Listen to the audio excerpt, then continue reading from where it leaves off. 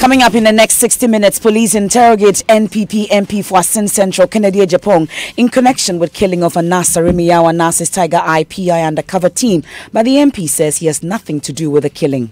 If Anas is saying, or his lawyer is saying I should be picked, they should pick Anas and his lawyer first. Why?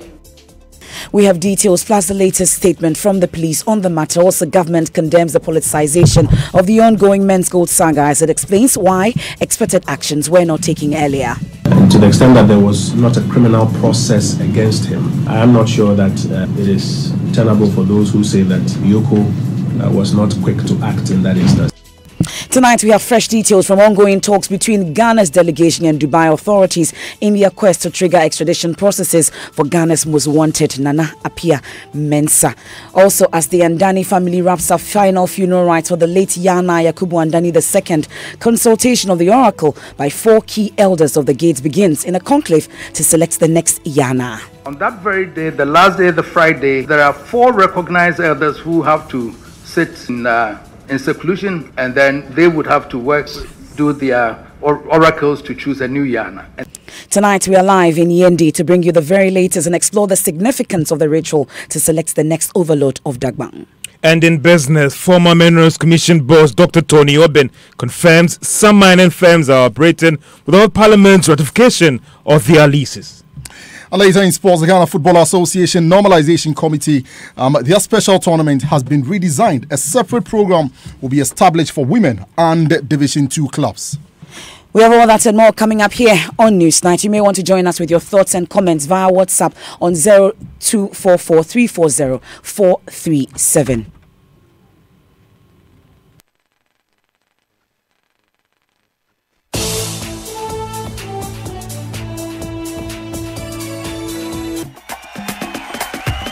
Trusted, innovative financial services, providing knowledge and support and solutions. Customer-oriented, superior services, your success our passion. Trusted, innovative financial services, providing knowledge and support and solutions. Customer-oriented, superior services.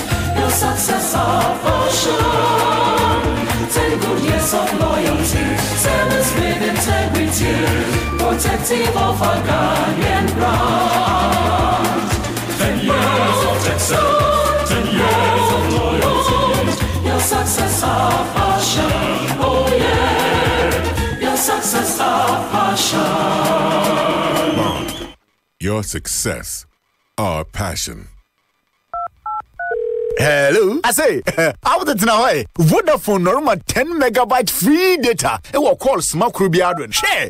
Hello, have you heard that Vodafone is giving 10 megabyte free data for every minute you talk? You just dial 50-50. Yeah, hello. Aha! Right now, with the Vodafone people, just they call plenty. Second of us, you talk 1 minute, you go get 10 megabytes. You talk 2 minutes, you go get 20 megabytes. 3 minutes. Call Vodafone or any network and get 10 megabytes of free data every minute you talk. It's simple. Talk to browse. The more you talk, the more data you get. Dial 50-50 to subscribe. Talk more, browse more. Terms and conditions apply. The future is exciting. Ready? Nationwide Medical Insurance, the leader in private health insurance, has deployed superior technology to make your healthcare experience more convenient and exciting. With the Nationwide mobile app, you can order your prescription drugs and we will deliver to your doorsteps. With over 600 dependable healthcare service providers, you're just a step away locating your service provider of choice and accessing hospital claim information in real time. Our corporate clients are guaranteed timely corporate utilization reports. We provide on-site clinics to give employees access to healthcare in the comfort of their offices. Enjoy these amazing benefits and so much more by signing on to Nationwide Medical Insurance today. Call us on toll-free number 0800-222222 or visit our website www.nationwidemh.com. Nationwide Medical Insurance. Join the healthcare family. Joy 99.7 FM, radio for the discerning listener. Thanks for staying with us here on Newsnight. Now, the police are tonight asking the public for assistance in apprehending the assailants who shot and killed member of the Anas Aremeyaw Anas Tiger IPI undercover team that we know by now. A statement issued a while ago. The police say their homicide unit has taken over investigations into the killing. So Ahmed Hussein Swale was shot 3 times, twice in the chest and another in the neck late last night at Medina while driving home by unidentified men riding a motorbike. We're following that story for you tonight from all angles. At least you've heard from Top Story as Evan spoke to the Ghana Police Service amongst others. Meanwhile, the lawyer for investigative journalist Anas Aremeyaw Anas has called on the police to query Asin North MP Kennedy Ejepong, but stopped shy of accusing him of being behind the killing of Tiger IPI undercover investigator. That's Ahmed Hussein Swale. Kisie Jabing spoke on the Super Morning Show. As I said, I'm a lawyer. I deal with evidence. I'm not saying that the sitting member of parliament asked people to go kill him. That is not what I'm saying. Be it far from me that I will ever suggest that. But I'm saying that reckless conduct of sitting on your media, putting out a young man's picture there, inviting the world to go beat him up, and that you'll be responsible and pay for it, he should be asked questions. The finger that can be pointed at him is he should be called to explain why he did what he did. And if a few months later a young man has been killed in such some circumstances, he has questions to answer. It is not an accusation, but he is the one who invited the world to beat him up. He has been killed now. So when someone should ask him questions. So when you say someone should ask him questions, you'd the authorities, of course. Okay. The authorities to ask him questions. A man claims no man is above the law. He cannot also be above the law. No one is above the law. Should be asked questions. Since you want someone to ask him questions, would you be lodging an official complaint with the authorities? We'll advise ourselves on that. Okay, so that decision has not been made yet? It's not everything that I put out in public, but we'll advise ourselves on that. Now, what about your client's organization? Clearly, the security implications and the arrangements for your organizations must change. He's aware of all that. He's aware of the risk. And indeed, you pointed out earlier that that's the reason why he wears a mask to begin with. And so he doesn't expose himself and his operatives unnecessarily to public curiosity and public scrutiny. Otherwise, they'll be putting their lives in danger. And so the investigative team is very much aware of all that, and they're taking steps to ensure their further security. So you heard there Kisie Jabing, his lawyer for investigative journalist Anas Aremeyaw Anas, speaking to Daniel Dati on the Super Morning Show. Well, Kennedy Ejepong has been reacting to the claims made by Kisie Jabing. He denies having anything to do with the killing. He's been speaking to my colleague Benis Abubedu Lansa. It's unfortunate Ghanaians are behaving the way they are behaving. When you do that, you distract the police or the security agencies from even doing the investigation. How can you tell me that a statement that I made about 8 months ago, that if the guy, they told me that, oh, you've even paid the school fees in 2012. Well, I don't know him. So he has been coming here, and I said, no way. Don't allow the guy to come here because he's bad. So if you allow the guy to come to my premises and set me up. So I said, no way. Don't allow the guy to go. When he steps here, beat the hell out of him. But in that particular video, we also hear you say, Mushiano will be to wit. If you meet him anywhere. Madam, you see, I want to cool down. Okay. Have you listened to the tape? Yeah, you said Mushiano will be Obama premises. Good. This is Obama premises. I mean, so the baby refers to anywhere within your premises. Yeah, Mushiano premises, baby. Yeah, beat the hell out of him. Okay, so what about those who say putting his face and his name and where he lives could be vital information for those who may want to hurt him? And so, in other words, you are accomplice. I wanted Ghanaians to know who is behind Anas and doing those criminal activities. And it was necessary to bring his name, to show his face, for people to see. Because when the guy is walking, you wouldn't even know that this is the guy coming to set you up. You might run your mouth, he will record you, go and disgrace you. But you see, the problem I have is that now, if Anas is saying, or his lawyer is saying I should be picked, they should pick Anas and his lawyer first. Why? Why? Because why is it that Anas jumps into conclusion within 3 minutes I hear of the guy's death, he makes a video and put it out there and put my voice and picture that I am involved. He's diverting attention. My investigation, the guy is going to the police right now. Which guy? I have a guy. You hear his name. The guy said, I don't know if now he has sent the date. I wanted the date. This guy who is dead sent a message to the guy going to the police that he's falling out with Anas and his group because they suspect him to have said something or done something. But this gentleman going to the police said he didn't trust the Ahmed. He thought he was going to set him up. So he didn't respond for them to know where he is. Lord and behold, my sister, this morning I was on my way to the bank and somebody called me that the guy said one Hamizu has threatened to put bullet in his head, like the way Ahmed died. And this guy is Anas's head boy. And he said when this guy was talking to him, Anas's driver was there. So this evidence, I'm piecing them together. There's a clear indication that Anas should be picked. They should ask him questions. But are you willing to avail yourself? No problem at all. But before you do that, pick Anas. In hindsight, do you wish that you hadn't made those statements? No, not at all. I still maintain that. And the evil that men do lives after them.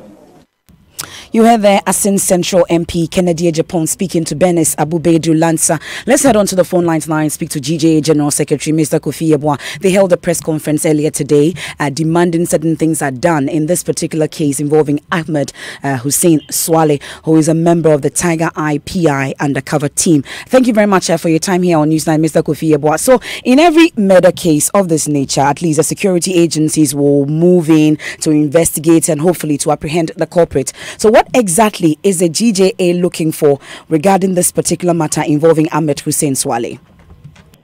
Thank you very much for having me. I think what we are looking for is what we put across in our press conference, that the police should go into swift investigation to apprehend the culprits of this heinous crime. And we are urging the police that they should treat this matter with the agency it deserves. Beyond that, we are also appealing to the president to also take a personal interest in this matter, since it is not just an attack on a journalist, but an attack on press freedom. Given that press freedom is at the core of our democracy and national development, we are thinking the president should take this matter very seriously. But so far, at least since that press conference, a number of things have happened. We've heard from the police asking the public for assistance in apprehending the assailants. We've also heard ACP Oklu, for instance, say that they've spoken to the Asin Central MP, one of the persons that have been named to, be questioned in this particular matter. So far, with all that has happened, is the GJA satisfied? Do you want more? What exactly would you want the police to do apart from just acting swiftly, like you're saying? No, we can never be satisfied until the culprits are arrested and brought to book.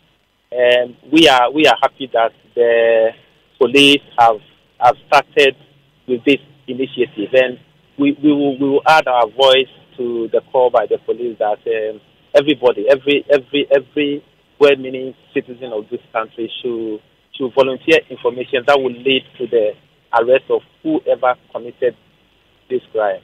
But what we can also say is that following the press conference we organized, our message has taken international interest already. The International Federation of Journalists, IFJ, has requested for a copy of our statement, and given the cloud that it has, it is also going to go international. And so we are believing that with what we have done today, it will help fast track the process to arrest whoever may have committed this crime.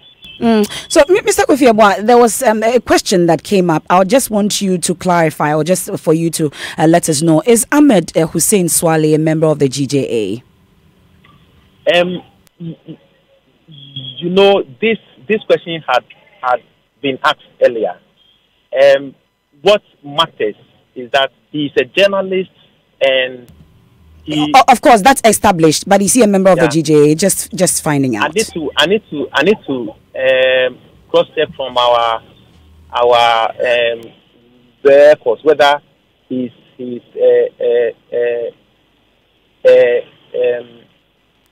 a member of the association and even a fee-paying member of the association in good standing. Okay, so, Mr. Kofi, we'll leave. I can't give you that. Okay, thank you very much for your time. We'll leave it here. That's Kofi Yeboah. He's the GJA General Secretary, joining us on the demands that they are making regarding the death or the murder of Ahmed Hussein Swale.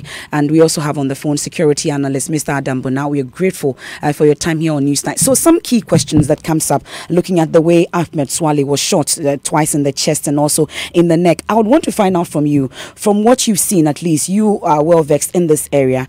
What does it suggest? Is it a contract killing or just an ordinary robbery gone bad? What do you see? Thank you very much, and thank you for having me. Good evening to your cherished listeners, and condolences to the family. First of all, what I see is this is a killing with military precision, where you have the person who did the killing needed to be sure that the person was executed completely. You realize the person, from the account of eyewitnesses and from the account of, I think, is it the police, he was shot twice in the chest.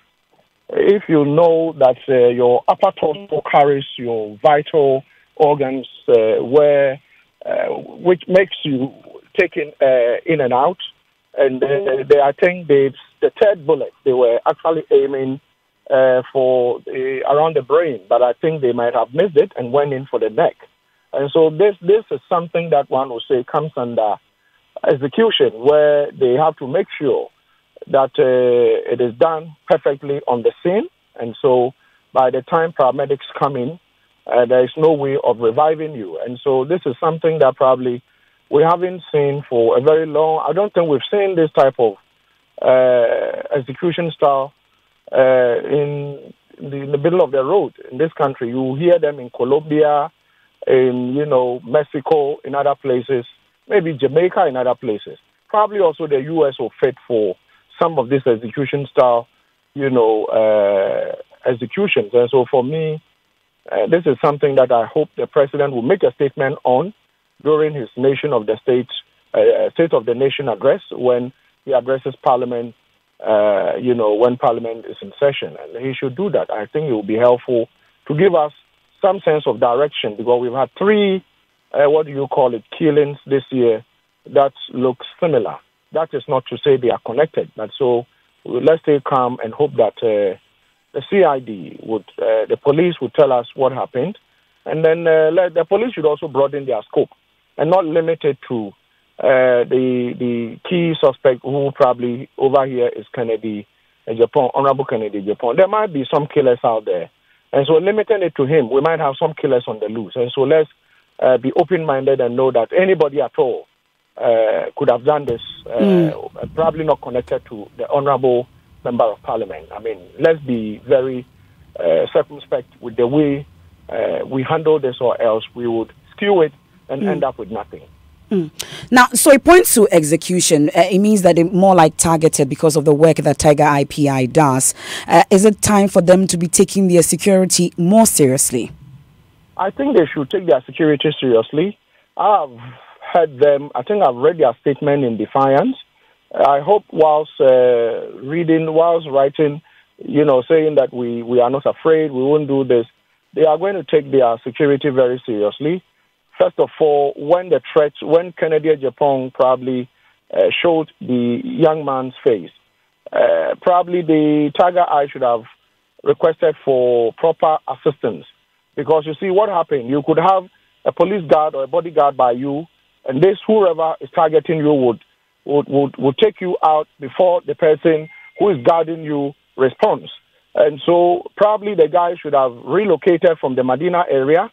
And most of them who are listening, the Tiger Eye team, they've got to take their security. And I mean, those of you, everybody who is in that field of, where you are likely to be targeted, when you are threatened, it's always needful to move out of the location, proper advice, and be careful whatever you are doing. I think if they had done that, we were told he lives in Medina, and he was actually assassinated, or he was executed in Medina.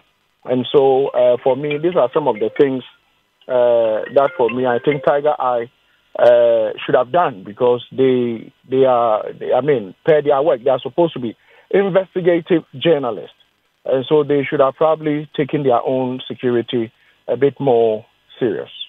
Ms. Adams Bona, we are grateful for your time. Security analyst Adams Bona. You also heard earlier the GJA General Secretary Kofi Yeboah. Now, away from that, government is tonight condemning the partisan politicization of the ongoing discussion surrounding the Men's Gold saga, warning that it will go a long way to affect the retrieval of monies belonging to customers. There have been claims from various quarters, including the NDC, that the government failed to act accordingly to protect the interest of customers. A claim Information Minister Kojo Oppong-Nkrumah dismisses at a press conference today and cautioned political parties against politicizing the matter. Listen. Government expresses displeasure at the partisan politicization that appears to be characterizing discussions on the Men's Gold saga, and wishes to reiterate its earlier sympathies expressed with customers and the clients of that company, and continues to encourage them to follow the legal routes to get a redress to their challenges. Government remains focused that the security agencies, having now received reports from customers, will employ all the powers of the state, including the necessary warrants, possible extradition, etc., to find the accused persons and to ensure that a proper resolution of that matter is adhered to. We urge concerned parties, especially political parties, to refrain from desperate attempts to score non-existent political points out of this matter. In politicizing the matter, it is due process and the interest of customers that will suffer in the end, and we urge a discontinuance of this. So Mr. Oppong-Nkrumah has also been explaining why government and EOCO did not take the hard decisions earlier. Triggered on the back of a report by one of the regulatory agencies that it still was not satisfied at the answers it was getting, and therefore wanted EOCO to do that inquiry. And to the extent that there was not a criminal process against him, I am not sure that it is tenable for those who say that EOCO was not quick to act in that instance. Indeed, you will recall that at the time, there were a lot of people who even said that those inquiries were an invasion into their legitimate business. And the company itself at the time even sought a court process to seek to stop those inquiries or those efforts at inquiring into their business. So I'm not sure that today, with the benefit of hindsight, we can also then successfully turn around and say, but why didn't they act hard enough at the time? So you hear the Information Minister Kojo Oppong-Nkrumah there. Now, fresh details are emerging from ongoing talks between Ghana's delegation and Dubai authorities in their quest to trigger extradition processes for Ghana's most wanted, Nana Appiah Mensah, who is the owner of Men's Gold. Adom FM editor Ifya Pukia has been working her sources here, and here's what she found. I don't have any information, apart from the fact that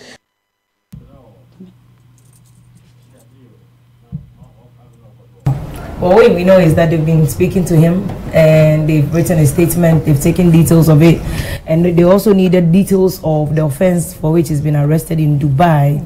They needed to understand the offense, the parameters of it, to understand the UAE laws, to find out what liabilities or remedies are under it, whether or not we will be able to bring him immediately or we have to negotiate at the diplomatic level. Then we can bring the Foreign Affairs Minister into it to invoke some diplomatic regulations and some treaties that we have signed. So you have authorities from the Ghana side, those who traveled from Ghana to meet the ambassador in the UAE, and together they've been meeting them. So they've been meeting the AG, the Attorney General in UAE, Dubai Attorney General. Dubai is actually a state, so there are about 3 states that makes the UAE. So they've met the Dubai, almost like a governor, and then they've met the Attorney General who took them around. They met the prisons authorities who also took them, and that's when they took them to the police headquarters where they met Nana Appiah Mensah himself in person. And this is the first time they are meeting face to face to have a discussion with him, because yesterday they were meeting all the authorities, but today they got an opportunity to meet him himself and to ask him in his face why he did what he did and whether or not he has even done it, the facts of the case, what even happened, the facts of the case according to him. But one of the most important information that I got today was that they have forensic analysts who are tracking the money.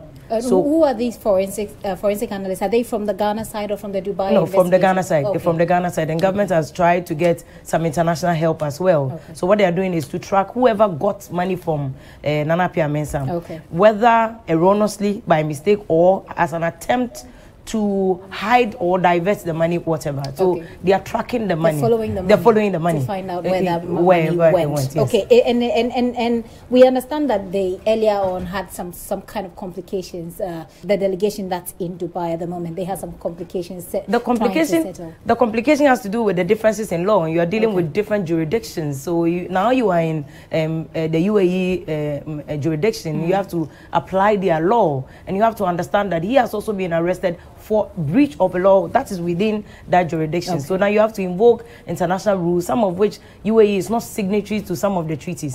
You know, so you are limited in terms of what you can do, whether or not you can invoke some rules and international conventions that we have all signed to. Some of them they are not a state party to. So they are trying to deal with all that to find a way around it. And then most importantly, if they can't bring him immediately, the delegation is saying that they need to get the money for Ghanaians.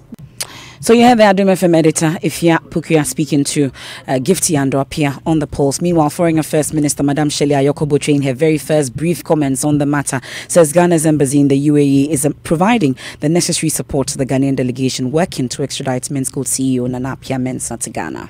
I don't have any information, apart from the fact that I know he has been arrested and it's been confirmed that he's in Dubai. That is all I know. I don't have any other information. And no, as we speak, I don't have any such information, and I'm sure you are aware that he was arrested on other charges not to do with Ghana, and therefore they might go through a process. We're not sure yet, but there are people there, like we've all read, who are looking at the issues and sitting with the Dubai authorities. But apart from that, I have no hand in extradition, in anything. But my embassy, the consulate in Dubai is on ground. So is the embassy in Abu Dhabi, and they will ensure that we facilitate any such thing. Whoever is sent there to do what and all of that. So you heard there Ghana's Foreign Affairs Minister Shelley Ayoko Botwe. So it's a fact that the delegation have met with Dubai authorities, that's the police and the Office of the Attorney General, and they are hoping to brief government later today. You're still listening to Newsnight here on Joy 99.7 FM. Your comments are welcome. It's via WhatsApp on 0244340437. It's time for business, but when we return, we'll head to Yendi as the Andani family wraps a funeral rite for the late Yana Yakubu Andani II. Consultation of the oracle by 4 key elders of the gate is underway in a conclave to select the next Yana. But on that very day, the last day, the Friday, there are 4 recognized elders who have to sit in seclusion, and then they would have to do their oracles to choose a new Yana. We're live in Yendi to bring you the very latest and explore the significance of the ritual to select the next overlord of Dagbong. It's time now for business with George Riafe. Hi, MFA, and hi, George. Coming up in business, we have the former Minerals Commission boss, Dr. Tony Obin, confirming that some mining firms are operating without Parliament's ratification of their mining licenses. And Chair of PURC Technical Subcommittee, Ismail Ejikum Hene, hence there might be a justification for reviewing utility tariffs. The business news on Newsnight is brought to you by MTN Business. Welcome to the new world of business. Kingdom Books and Stationery, your number one-stop shop for all your office essentials. And First National Bank, we are the bank that understands your business. First National Bank, how can we help you? Hello! and welcome to the MTN Weather Report. Joe, we know say January, dear, if you are a better month, but with MTN, sea never dry. Now the details of my weather report. 15,000 cities go blow from the intertropical boundaries across the country. Rhyming, innit? We can also see a mist of fog patches of 25,000 cities and a heavy monetary downpour of 30,000 cities. A move to treat the dry season across the country. Now, ladies and gentlemen, everywhere you go, whether it be school fees or akesisem fees, we there for you. Rent advance, salary advance, your sortie advance, because with MTN, we there for you. And to Joe, keep talking, browsing, texting, and transact more with Momo and win instant prizes each month. Now, Kushin will New Year in the MTN More For You promo. And to dial *120#. Now check your points. We there for you everywhere you go. Do the dance. Do the dance.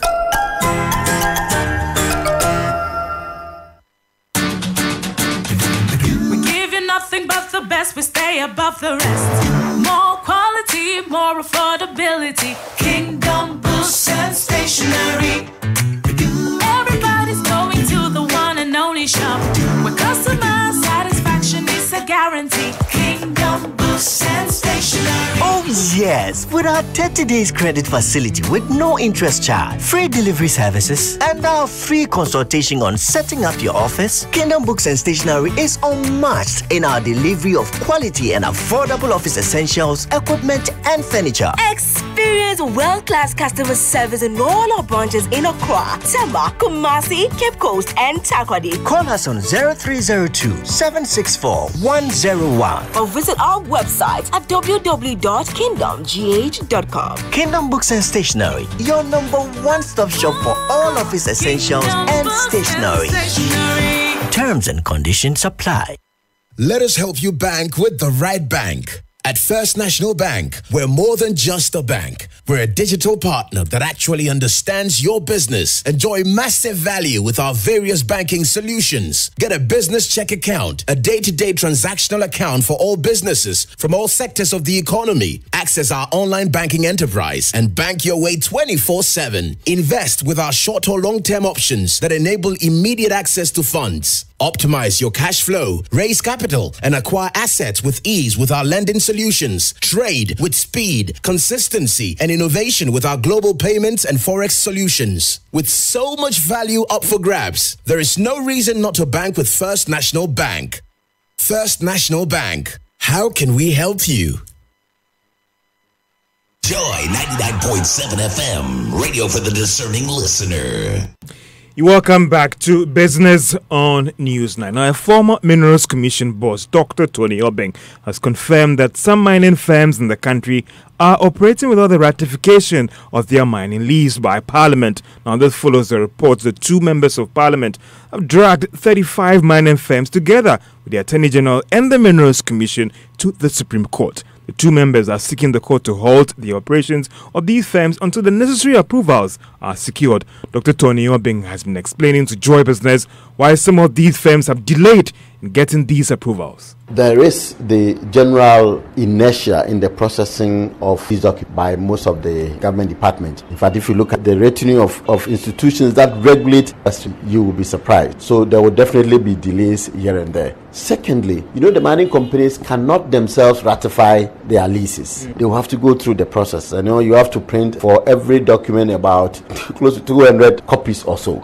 Our Ministry of Land and Natural Resources is probably one of the very busy ministries that we have, because the minister looks at land, looks at forestry, looks at mining. All three very busy. Let's not forget that ratification is not only for large mining companies. The law says every mineral, so every lease that you have, if it is sand winning, you need to seek ratification according to what the Constitution says. If it is small scale mining, you need to get ratification. So you can be sure that if the Parliament were to spend time on ratification of these documents, I'm sure they wouldn't have time for any other. There's a former Minerals Commission boss and president and founder of think tank African Institute for Extractive Industries, Dr. Tony Obeng. Now, some of these firms include some major mining firms in the country. Under the country's law, these firms need parliamentary ratification of their permits before they can actually work on some of the concessions. Now, Chair of the Public Utilities Regulatory Commission Technical Subcommittee, Ishmael Ejekum-Hene, says there might be the justification for tariff reviews. The Commission is currently engaging the various parties for the expected adjustment to be done by the end of this month. The utility companies actually want an increase, while consumers, on the other hand, are pushing for a reduction. Let's hear from Mr. Ejekum-Hene. If, for example, last year we did X amount of hydro, and this year you're going to do Y amount of hydro, which is higher than last year. Hydro can make a lot of difference. We can even override the impact of currency depreciation. And the more hydro you have, the cheaper the bulk generation tariff, and vice versa. But all things being equal, when the currency depreciates and inflation is going up, the tariff will only be pointing towards one direction, and that would be a tariff increase. So that is sure, looking at all these variables. Exactly. The generation mix is crucial because the largest component of the tariff is the cost of generating electricity. And that's the Chair of the Public Utilities Regulatory Commission Technical Subcommittee, Ishmael Ejekum-Hene. On the Odona Pedestrian Mall here at Kwame Nkrumah, a circle in Accra, has been shut down from today to next Monday. Now, this was after a fire outbreak at the market destroyed some 80 shops. According to authorities, this is to pave way for investigations into the incident. Dr. Zenato Rollins is Member of Parliament for Clote Korle constituency. Sometimes the worry is, do you keep it closed, the market closed, they will complain, there will be protestations. But the fact that if we communicate effectively and they are part of the process and they understand that this is for their safety, then they can understand the reasons why we're doing what we're doing. A lot of it comes down to communication. And if people understand why we're doing what we're doing, then they don't feel that we're trying to sabotage their efforts to earn a daily living. And that's the Member of Parliament for Clote Korle constituency, Dr. Zenato Rollins. Let's turn our attention to the stock market. GCB is now was up actually by 3 pesos to close at 4 Ghana cedis, 50 pesos. SIC, on the other hand, lost a peso to close at 24 pesos. Gold was also down by a peso and it's now worth 3 Ghana cedis, 10 pesos. MTN also actually lost a peso to close at 78 pesos. And that's all for business on Newsnight. Thank you very much, George. Enjoy the rest of the evening. Let's take some of your messages that you've sent in via WhatsApp on 0244340437. This one from Seprempe Presek Legon says the police should expedite the action on the investigation of murder of the journalist. Again, people should stop directly linking Kennedy Agyapong into the murder, else the investigation will be distorted. There's one also from Pajo in Kwadaso says, those pointing fingers on Honorable Kennedy Agyapong, if you have any evidence, channel it to the right authorities. Moreover, in murder case, everyone is culpable, including family members, friends, colleagues, until the police investigations prove otherwise.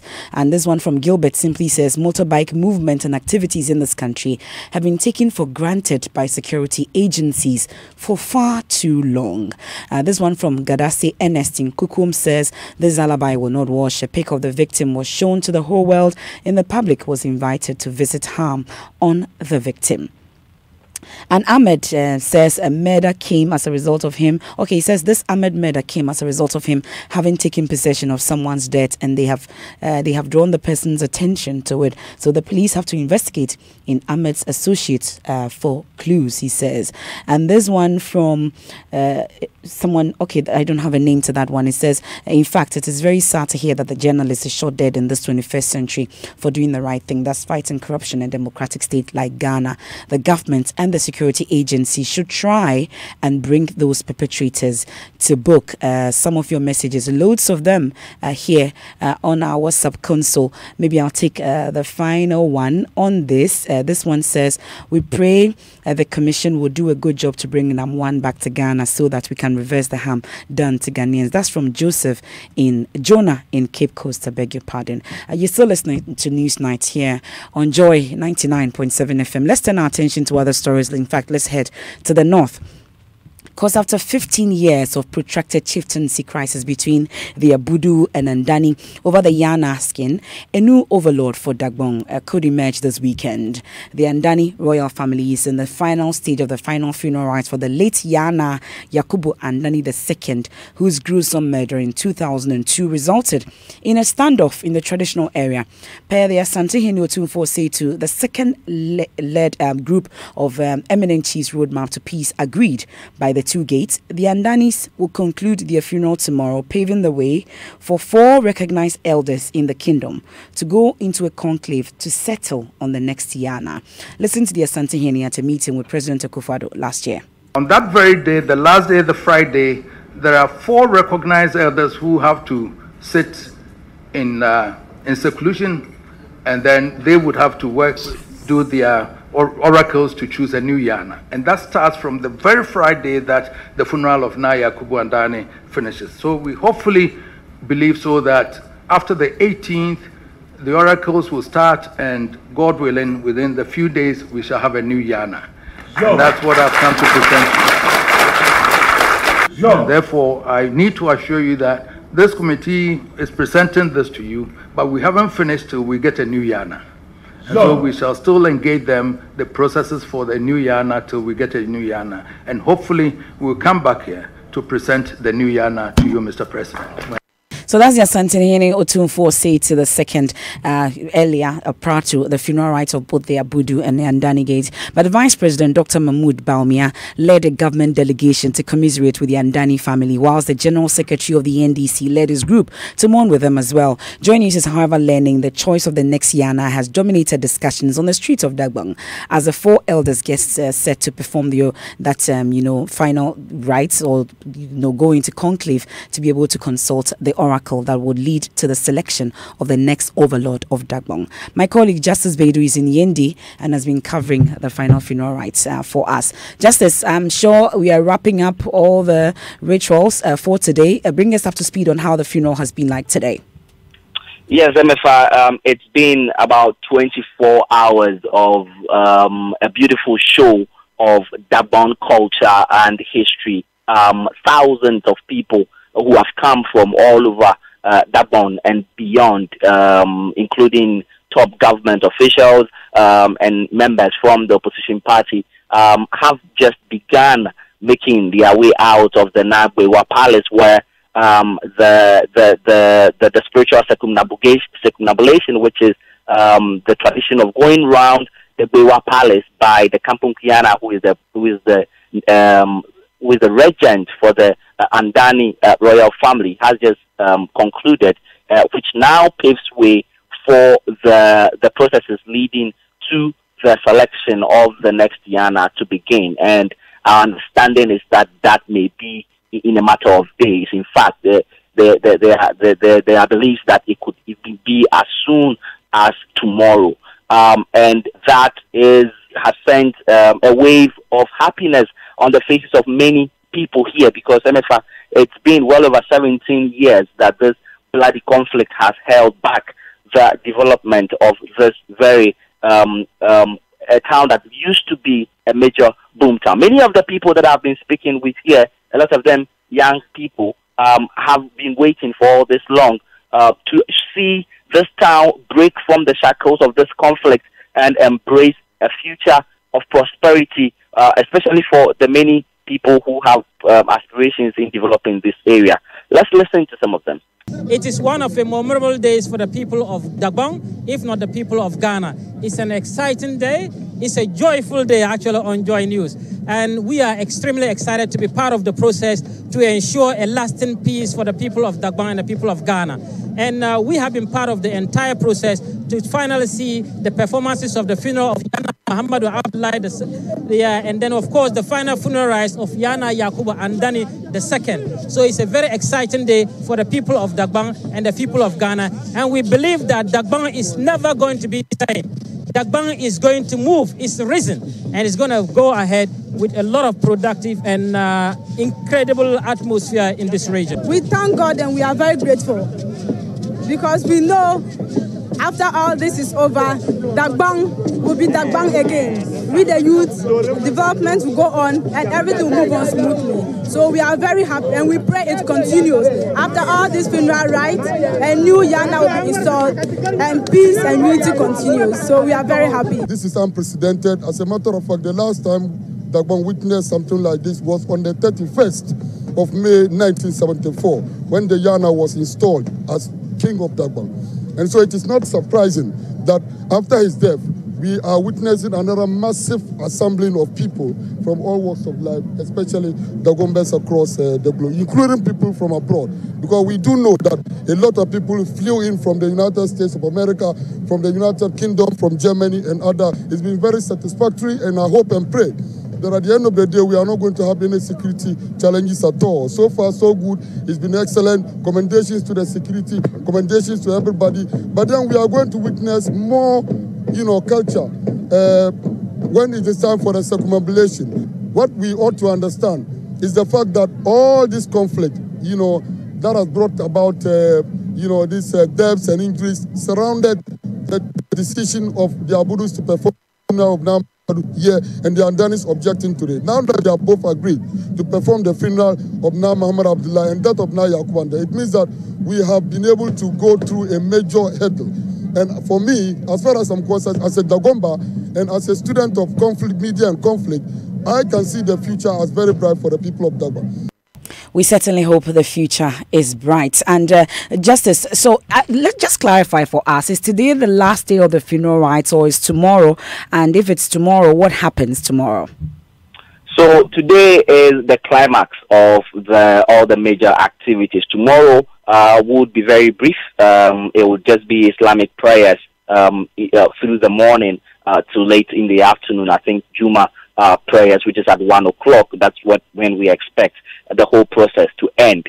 But as I speak to you, many of the major chiefs who came here have all now made their way out of the Bewana Palace. The Yendi town itself is calm, and many people are now upbeat about what to expect in the days ahead as the announcement of the next Yana comes up, MFA.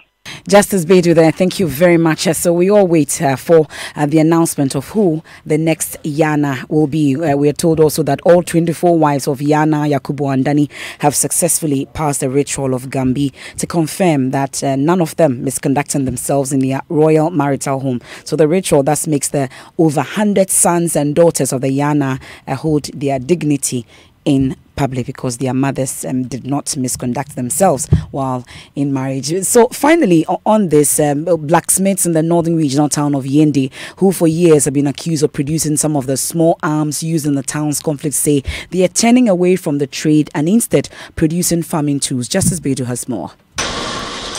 Smelting the metal in blazing hot fire. These are the blacksmiths of Yendi. Temperatures here around this time of the year are running into well over 40 degrees. The men are drenched in sweat, soaking up the heat from the fire, while they hammer scrap metals into shapes they desire. For years, accused as the ones behind the many small arms used in warfare that have spilled so much blood in towns like Yendi, now they want to clear their name. We inherited this work from our forefathers. It is not learned from... Bawa Bashir, aged 60, has recently retired from his teaching job to take up the trade he grew up learning full-time. He has spent years traveling through small villages around Yendi to warn other blacksmiths on the dangers of manufacturing arms.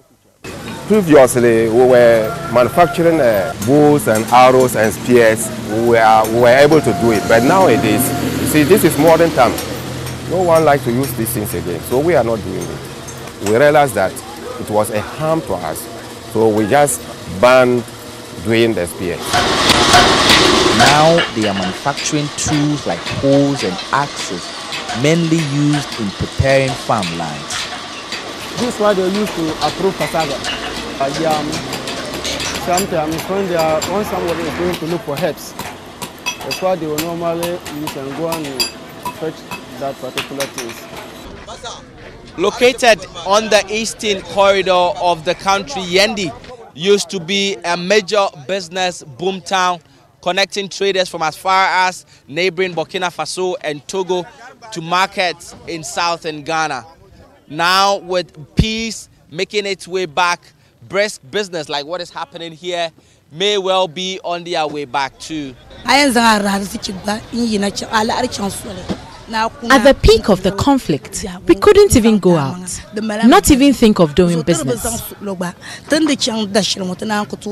Sounds of gunshots everywhere used to scare everyone, especially we the women. I did not lose anyone, but I know many people did. So there is peace coming and we are happy for it. All over Yendi, there's a fresh air that seems to be blowing, and many, including once sworn enemies, want to move on.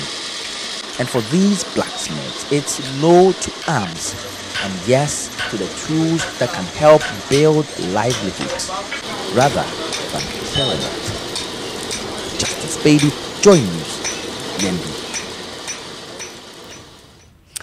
Yeah, so you're still listening to the Midday News here on Joy 99.7 FM. It's time now to join Hans Mensah Ando with the latest from the world of sports. Hans?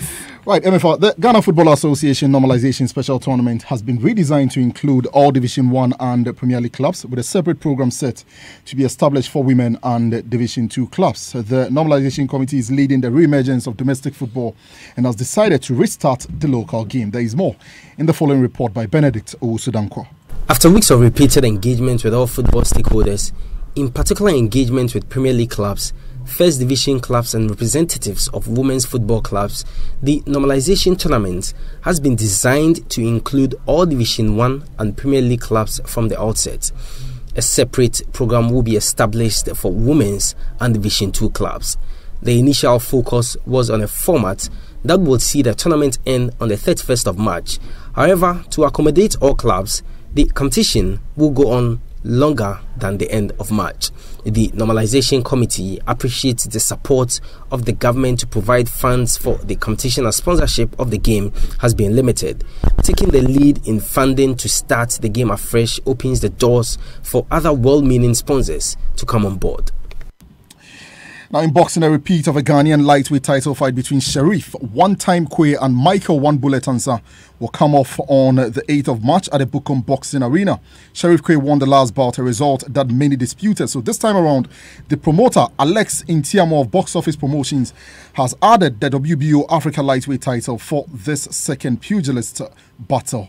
Now, at a drama-filled news conference and a signing ceremony at the Bukom Square earlier today, Joy Sports editor Nathaniel Ato spoke to the two boxers headlining the bill, which will be live on DSTV SuperSport. One Bullet Ansah decided to sound a note of caution. Yeah, me, I know say Sharif Kwe is a toothless boss I can bite. At the same time, it's a too radical. I'll beat her like the way Capitano, you know Capitano, Stevie Apia. I'll beat her like the way Stevie Apia played the ball. Oh, Sharif Kwe is a toothless boss I can bite. If it's Sharif Kwe pass on 5, I'm on 5. If you see me, call me radical. Okay. Yeah. Thank you very much. So a heated news conference here at the Bukom Boxing Arena. Tensions are very high, an indication that many people will be looking forward to this bout on March 8th, put together by Box Office Promotions. And of course, the big attraction as well on the night will be Joshua Clotte's return to the ring after about a 2-year hiatus. And of course, many people will be looking forward to seeing how the former IBF welterweight king will do in the ring. From the heart of Bukom in central Accra, Nathaniel Ato for Joy Sports. What is it with boxing and bragging?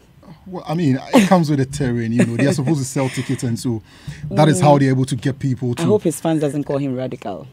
He says you beat him like Ronaldo, like El Capitano. Anyway, that's just sports. But do you put your laptop on your lap whilst working?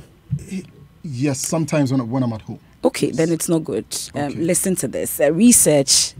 Multiple researches actually, and just like holding a cell phone too close to your head, holding a laptop so close to your body means the radiation flows directly into your body and into some of your most vital organs.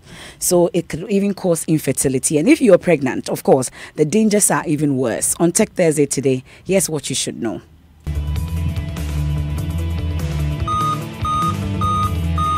Be particularly careful if you're a man. Not a caution I can give. But health experts say using a laptop is dangerous on your lap, especially if you're hoping to have children. Using a laptop connected to Wi-Fi could be damaging your sperm. That's coming from a small study by researchers in Argentina. If you spend any time at all on a laptop computer, you know that using it the way it was originally designed can generate lots of heat on your lap. In fact, the most convenient way of working on a laptop while not on the table seems to be placing it on the lap. But certainly there are harmful effects of using it directly on your skin.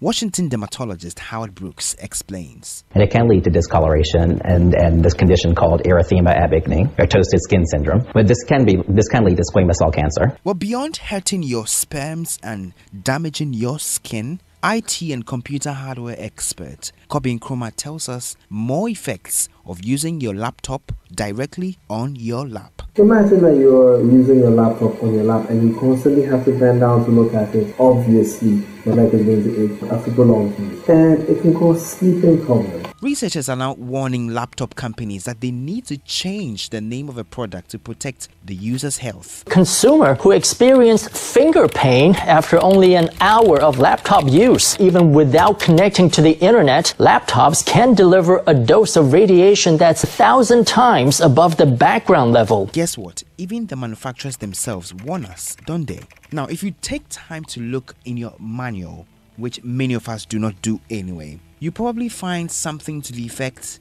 do not place on lap. And actually these days, you just need to look at the bottom of your laptop. You're likely to see beneath your laptop, do not block the outlet of a fan grill, place the machine on hard surface only, this surface is too hot, avoid body contact. All these point to a simple fact, that using a laptop on your lap is harmful for both the person using the laptop and the laptop itself. Some quick tips here for you. Use a lap cushion if you have to use the laptop in circumstances other than on a table. Now find a hard anti-skid surface so that the vents are not closed and the lap finds a soft cushion. If I were you, I would advise myself now. That's so, and that's my colleague Komla Adum bringing us Tech Thursday. So we need to listen and take that seriously. But for those of you who also surf the web and quickly download creative content, be it music, movies, and other works of art, and of course, you know that that's for free. But doing that affects revenue generation for producers of such content. Stories told of some of Ghana's top musicians of many decades ago who have now been impoverished due to inefficient promotion and distribution of their creative works. Well, there's some good news because MTN is partnering Uptown Music to make it better so that musicians can be able to reap the benefits of their produce or their production.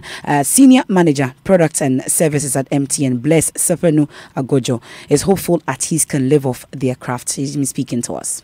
These are different models that we are bringing into the market that will help our customers to be able to consume music at a price that is convenient for them and how they would want to consume it, whether they would want to consume at a go or they would want to defer consumption. So these are new models that we are bringing into the market that will help our artists to be able to distribute their music to their target market conveniently and easily accessible. A lot more people have access to mobile money or airtime as against other payment channels. So we come in also in collaboration within the partners that we brought on board to provide a subscription model where you can use your airtime or you can use mobile money that almost everybody in Ghana have access to. Thereby you are paying with a local currency that you have, which sort of bridges the gap between an accessibility to a payment method that also benefits the artist in the long run. So you have the Senior Manager, Product and Services at MTN, Bless Sefenu Agojo. So founder of the local digital music platform, Uptown App and Music, Jefferson Senaya says, since the creation of the app, several artists in Ghana have earned thousands in cedis of revenue by subscribing to get their music on the platform. If you're a musician, there's some good news for you. And that's it for Newsnight here on Joy 99.7 FM. There's more news when you log on to myjoyonline.com. I am MFA Apau. Have a good evening.